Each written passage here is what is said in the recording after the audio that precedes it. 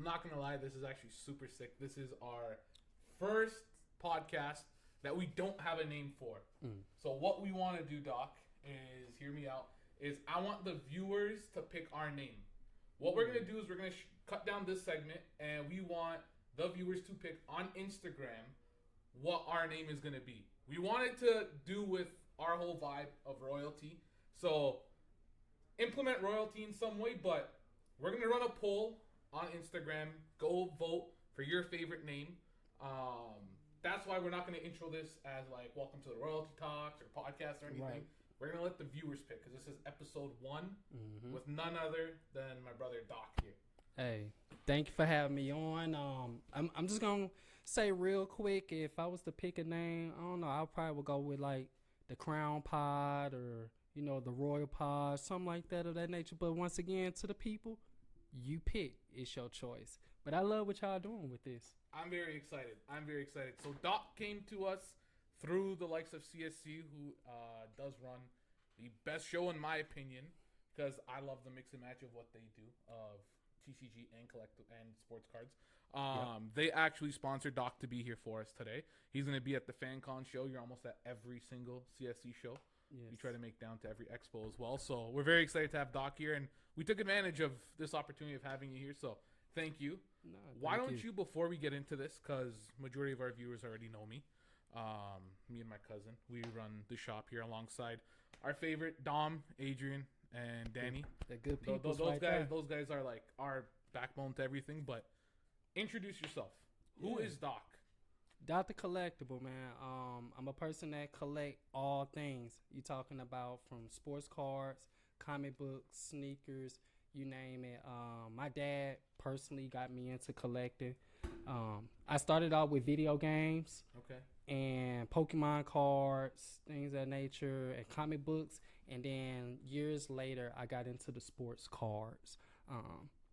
I would say with my father, he showed me the love and the art of collecting.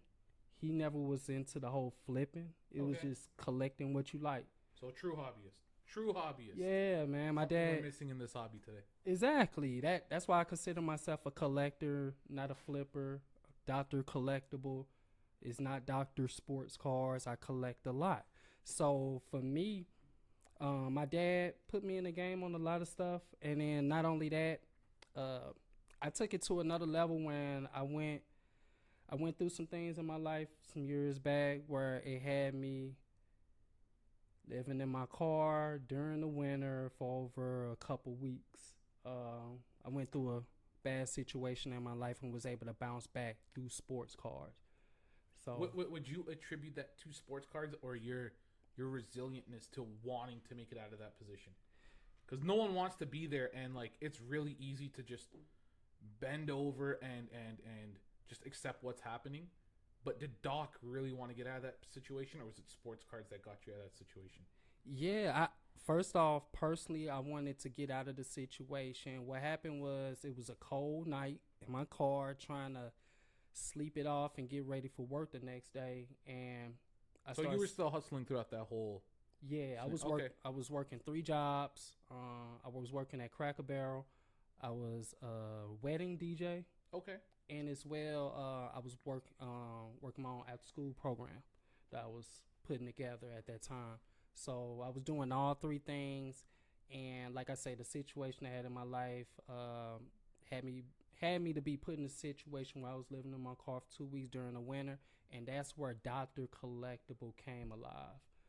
Me having the time, sitting in my car, I'm not charging my phone, I'm not being active on my phone, because within a couple hours, my battery could go dead unless I ain't charging it at work. Because why? Because I'm in my car. So I had a lot of time to sit back and think and reflect on what I really wanted to do with my life. So we could say this, that everyone's journey to the hobby there's no straight path to the hobby. No. So I would say yours, for what I understood, was your father at a young age getting you into it, and B is needing to find a way out.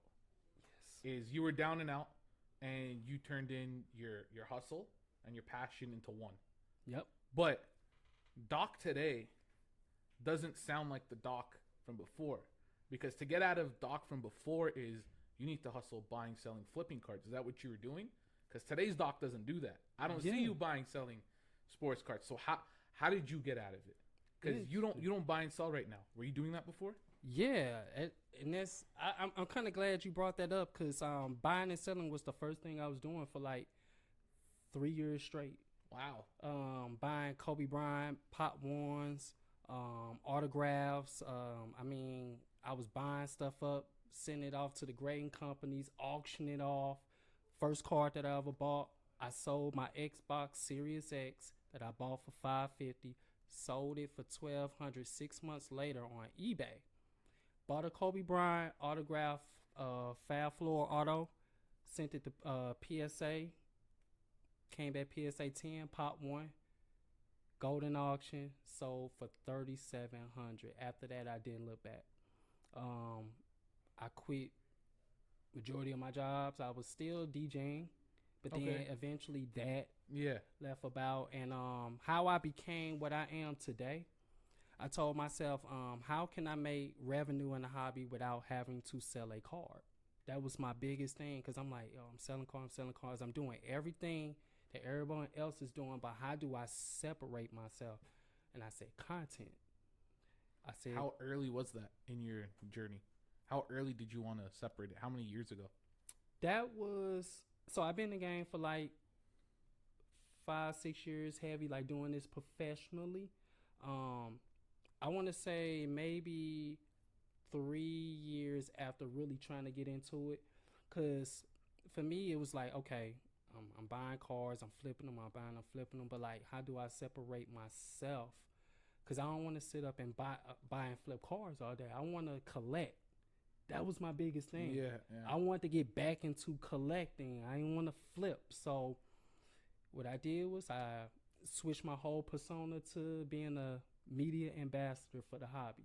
That's when I started doing the partnerships. Media ambassador for the hobby. Yes. Okay.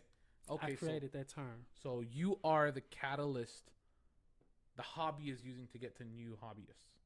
Yes. Is that what you're trying to be? Are you trying to get other people who might think the hobby is childish, more or less? Because a lot of people still think that. Yeah. My parents, no matter how much I'm doing, how much me and my cousin do, is like, it's still just cardboard. Like, how can you, as, what'd you call yourself?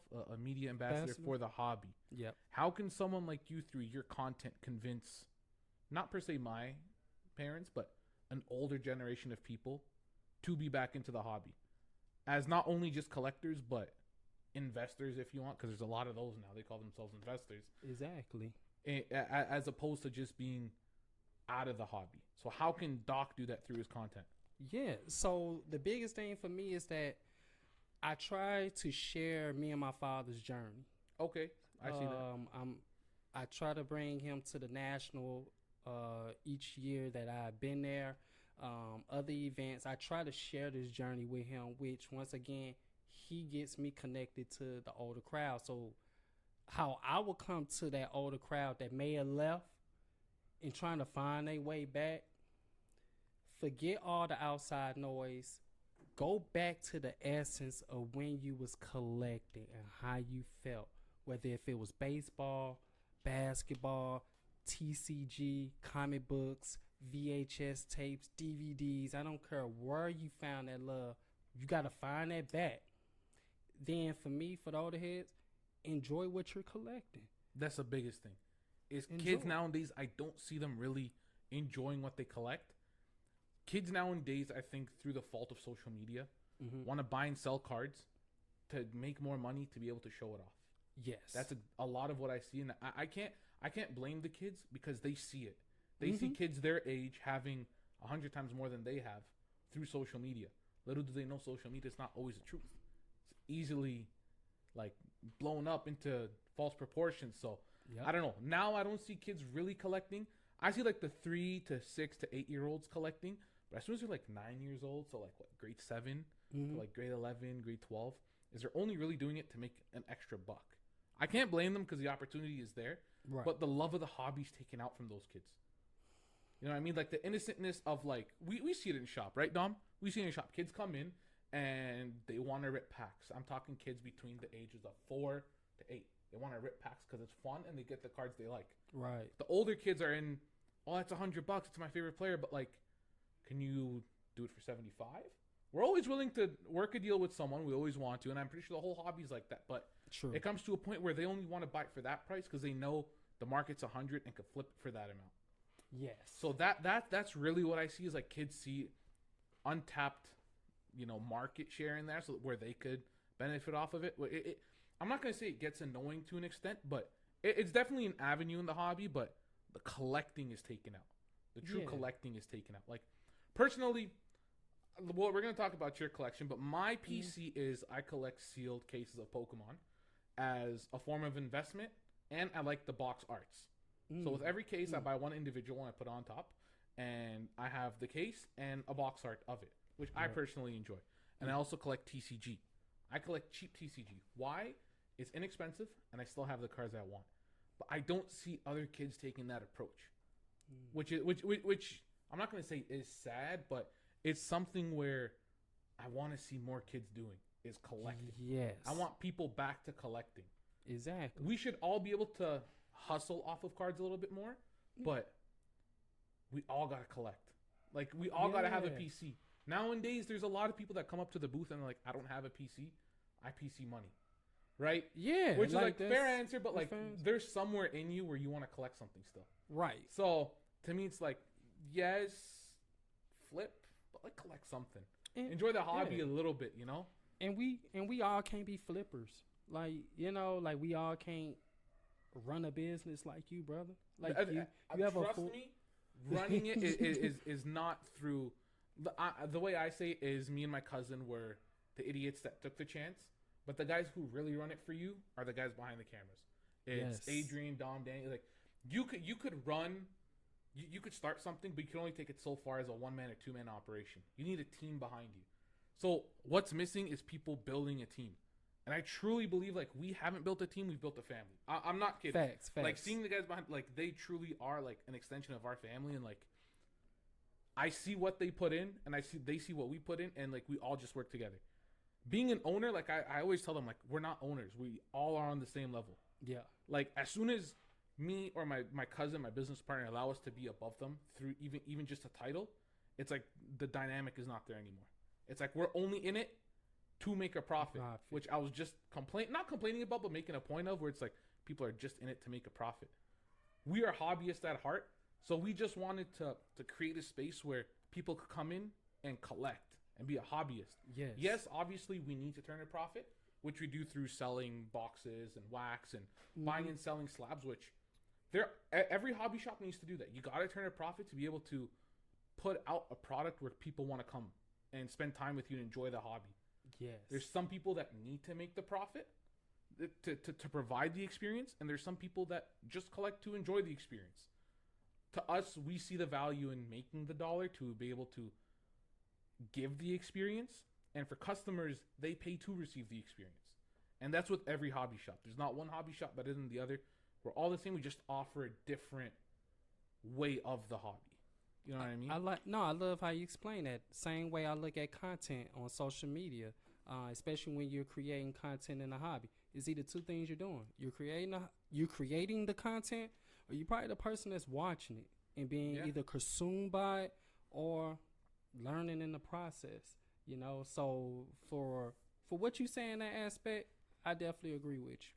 So I explained what I personally believe is missing in the hobby is a collector. But what do you feel like is missing in the hobby? Whether it be product, an experience, a event, what do you think's missing in the hobby that could really take it the next level up? Something different. What I mean by that is don't be the status quo. Become that. Become something new. Like for me, for example, I created an after-school program teaching kids about sports cards. I made it educational, created my own curriculum, worked on it for about a year, and reached out to the Board of Education. From there, I caught a blessing from that, but I made the hobby educational. Like there's different ways of being able to perceive this hobby, and I think it's also different ways to be able to put it to the kids, get it to the foundations of where it needs to be. And I just think the educational part, we need to educate people more. What I feel like some of the stuff that I heard in the past 3 years, somebody could have told me that 5 years ago when I first got into this hobby, you know?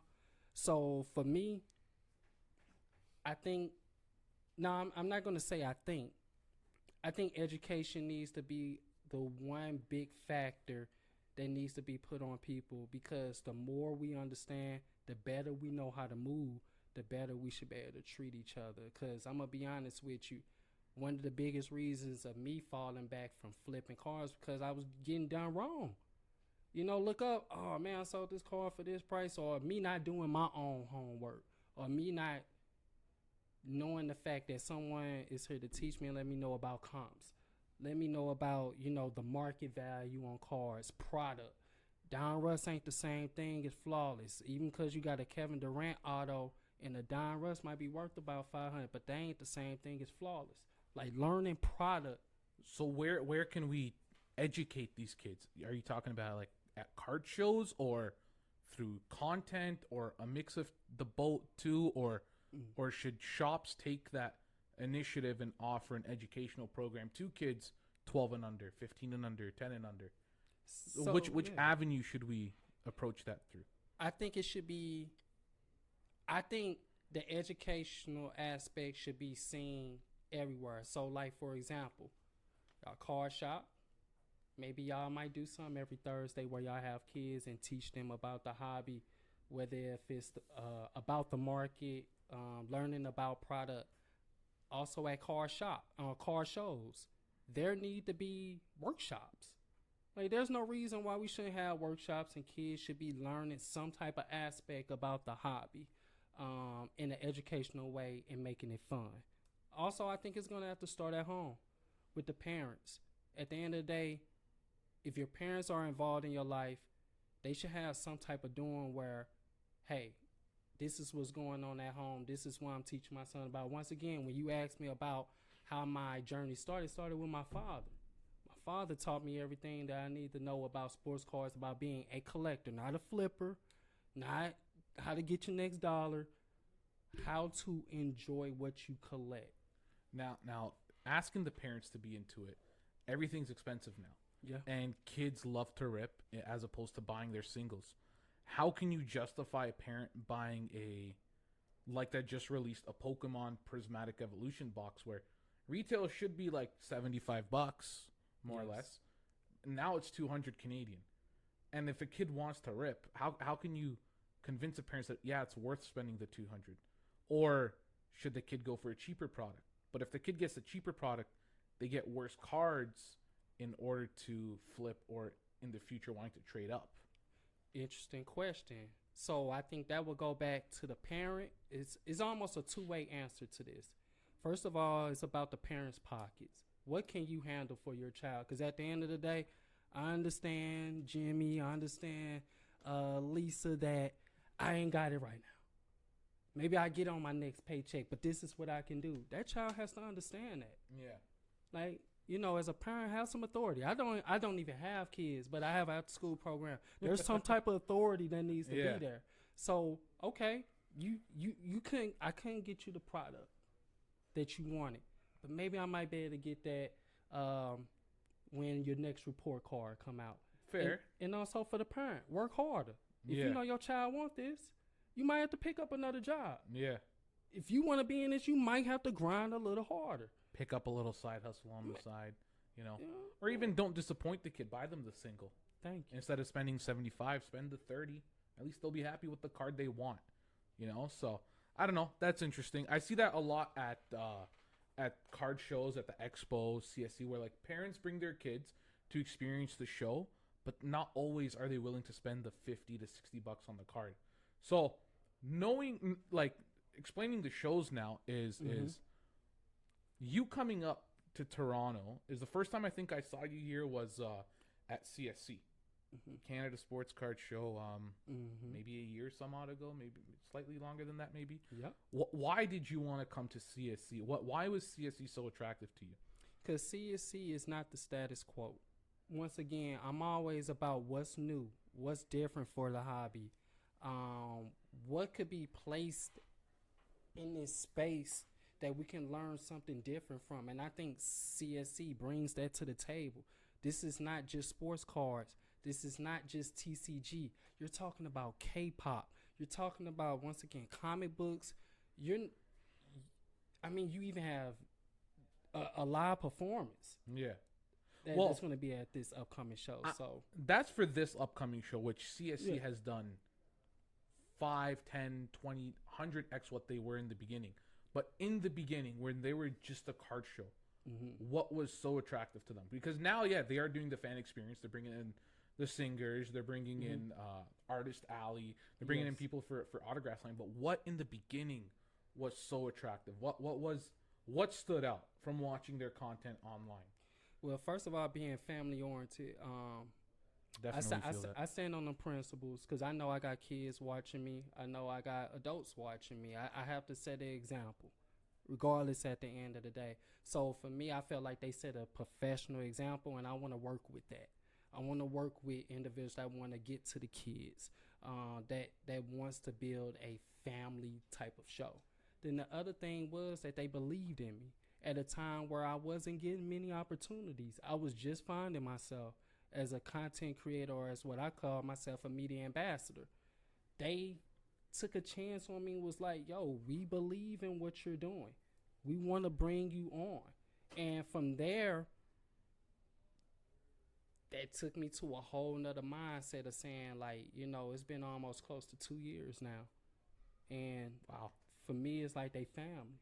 The same thing that I got from the beginning, I'm getting that now. They haven't changed up. Haven't changed, and that's why I live off of. To me, what's so awesome is you and CSU were in a similar position before, where you guys were known but not super known. Yep. And through helping each other, you guys really took it to the next level with each other, which is super sick. But what I love about CSC and what I've seen other people recognize, bring it up to me, is like there's a perfect mix of both sports and TCG.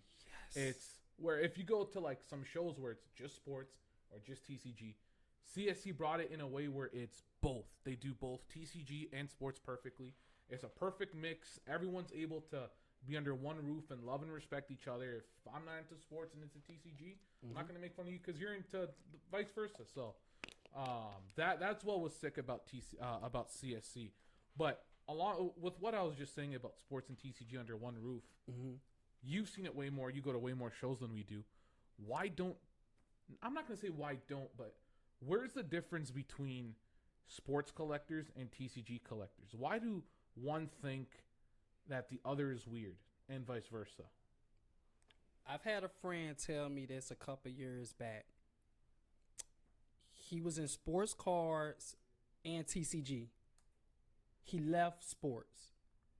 The first thing he said to me, and I never forget this, and I was like, wow, you made me look at it in a different way. He was like, yo, sports cards is just too damn aggressive. It's too macho. Everybody battling with each other. It's always a gamble. You gambling on guys that you don't have no control over their future. Yeah. But TCG, I ain't got to worry about Charizard breaking his leg, bro. I ain't got to worry about Eevee, you know what I'm saying, being out for a season. Bro, Eevee's been Eevee since I've been on Pokemon since a kid. Yeah. So for him, in that aspect, it's more family oriented. It's like I can go to a TCG convention and walk around with a Pikachu outfit. I can't. And that's normal. And that's normal. I go to a sports card event, they probably gonna look at me crazy. Yeah. Like I wore the doctor's jacket at my first show that I ever went to, and people looked at me like I was crazy. But they'll never forget. Yeah. It was a conversation of who are you? Why you got on the doctor's jacket? So when you bring that up, and I look at that, it's like that's my whole visual when it comes to sports cards and when it comes to TCG. Sports cards is very macho. Like me, I'm a Kobe Bryant fan. It's aggressive. Yeah. Which I definitely have sensed as well, where it's like it's the jocks versus nerds, but that's like the simplistic way of breaking it down, is the jocks versus nerds. But to me, it's like I could never disrespect sports cards, because without sports cards, TCG wouldn't be where it's at. Yep. The beginning of sports cards, I think, was like what? Baseball cards were the first. They're like cigar cards or cigarette cards at the back. So it's like the hobby's most expensive cards are from the early 1900s, and it doesn't matter if it's TCG or sports. Like the most expensive is from back then. So I always got a respect for sports cards, even though we don't do baseball cards. I have an immense amount of respect for baseball cards because, like I said, without baseball cards, none of us would be here doing what we're doing.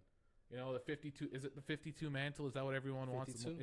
Yeah. Like that's like the best card. Horn is swag. Yeah, like that's just like that's the Mona Lisa. Like if you have it, you have it. You know, so that's I always got a respect for baseball cards, but my heart's always with TCG personally.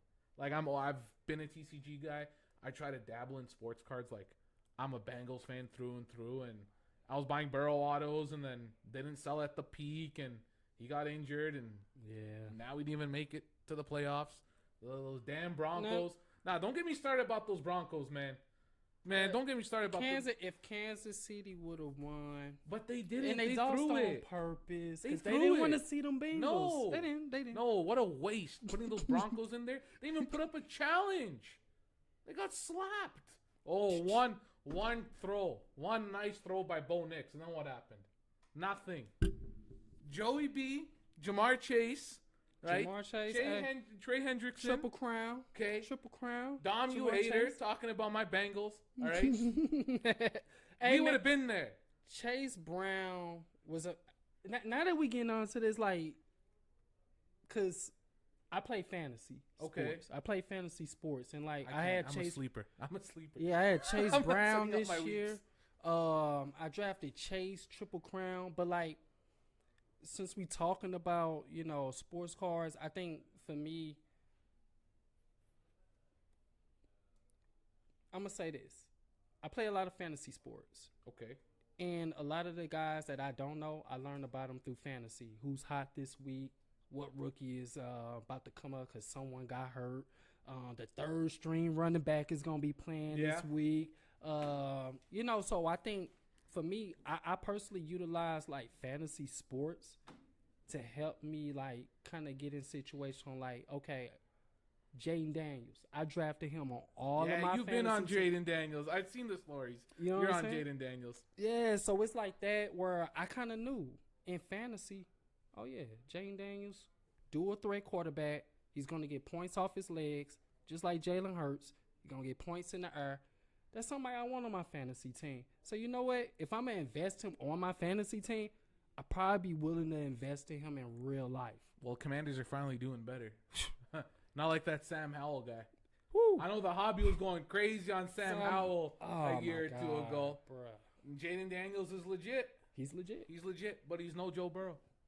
I don't care. No Patrick Mahomes. No Allen. No Lamar Jackson.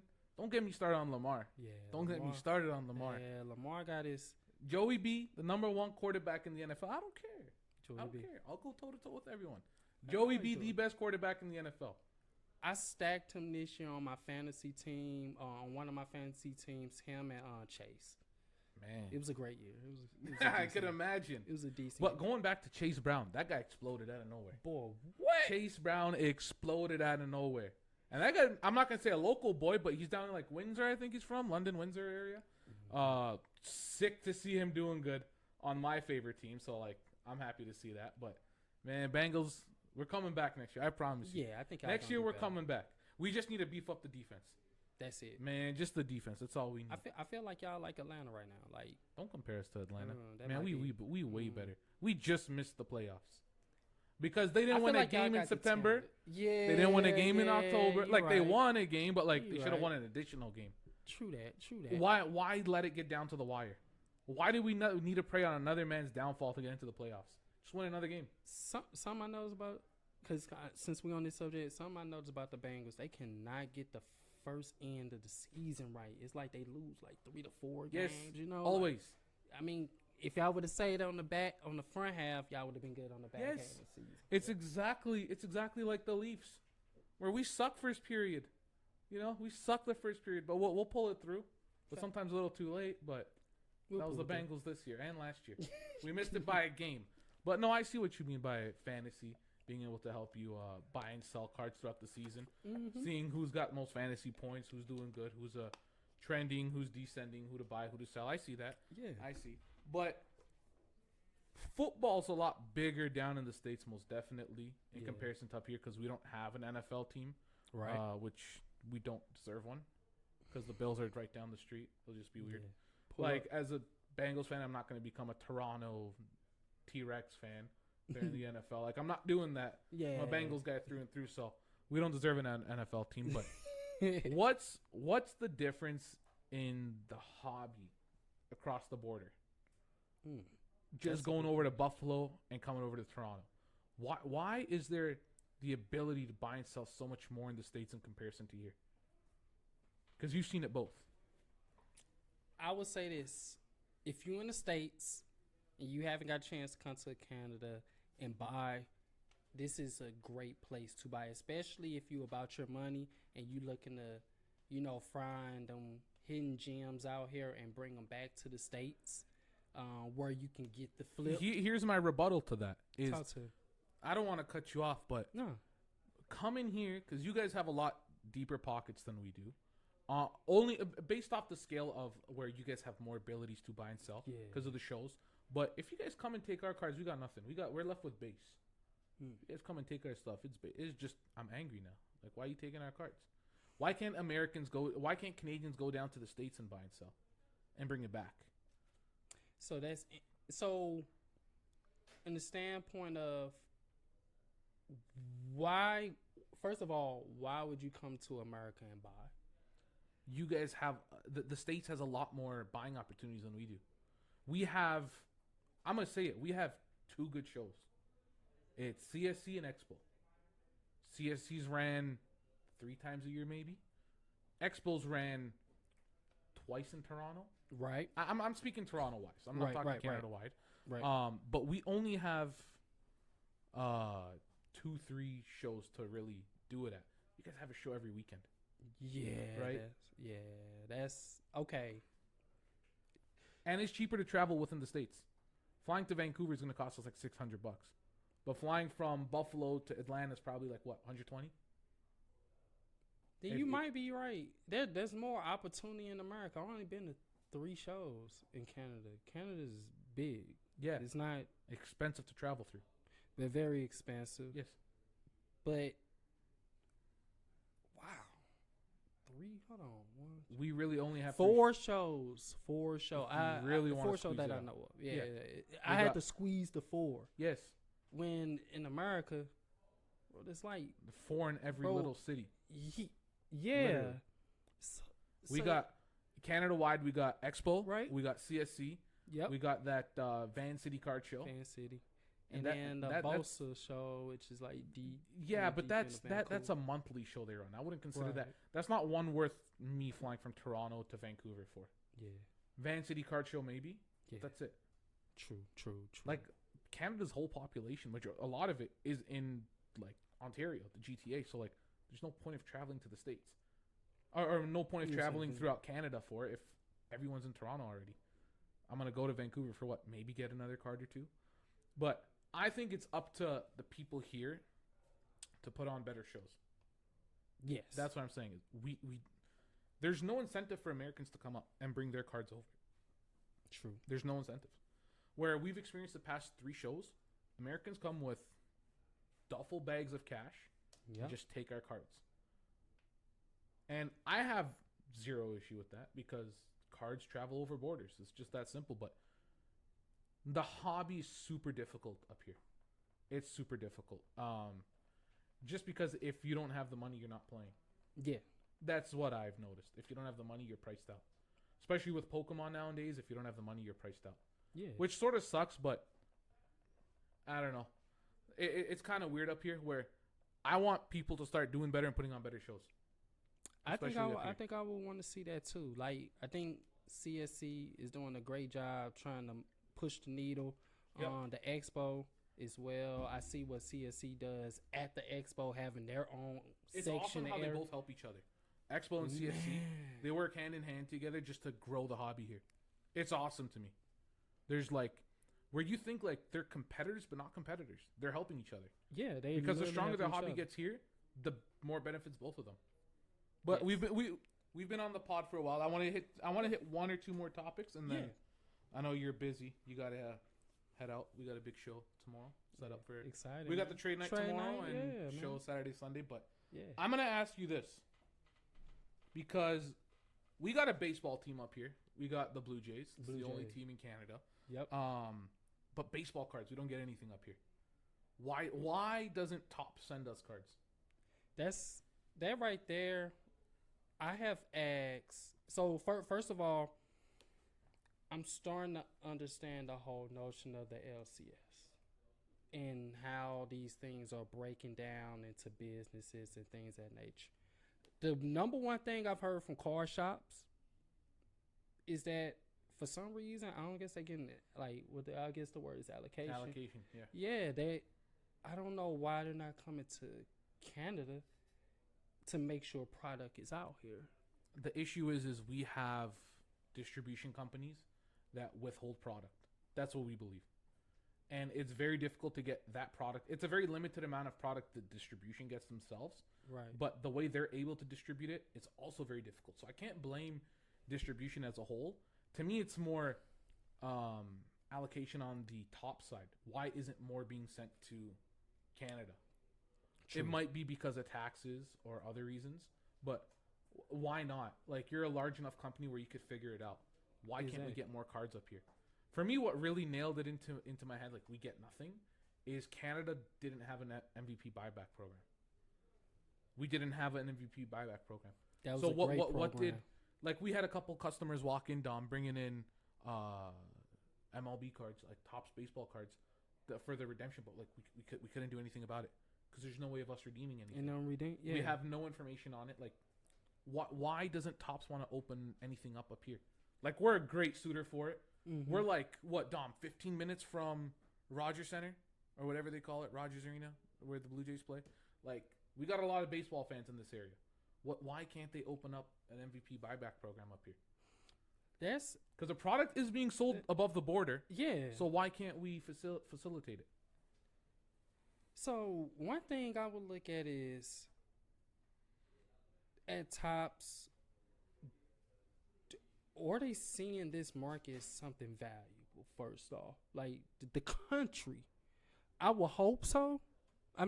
This is nothing that I've heard. Yeah. I'm just speculating, but I will hope the fact that they see some type of worth when it comes to Canada, and the fact that we recently had looked on the show locator, on Topps Rip, where we was talking about the MVP buyback program. I didn't see nothing on there up above the border.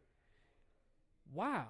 Yeah. You were on it a couple days ago. Yes. You were explaining to me you were just on it a couple days ago, looking at the buyback on the locator on the app. And I'm like, Doc, we got nothing up here, nothing above the border. So I'm gonna send you with that information back to the States and see what you could get for us. That's see what what you can do. Yeah, I might better throw top and be like, yo, what's going on? Why we ain't got nothing going on at the north? We gotta do something about it. We really do gotta do something about it. But last few questions is Big League Baseball, MLB product. You were in it last year, or the year before. Do you know anyone that's going to be in it this year's? Good question. I don't. You don't know nothing. Nothing, Doc. You wouldn't tell me that. You wouldn't talk about it if you didn't know nothing. I'm gonna say this. This my. He knows something. He knows something. Aspect. I'm gonna give out a name.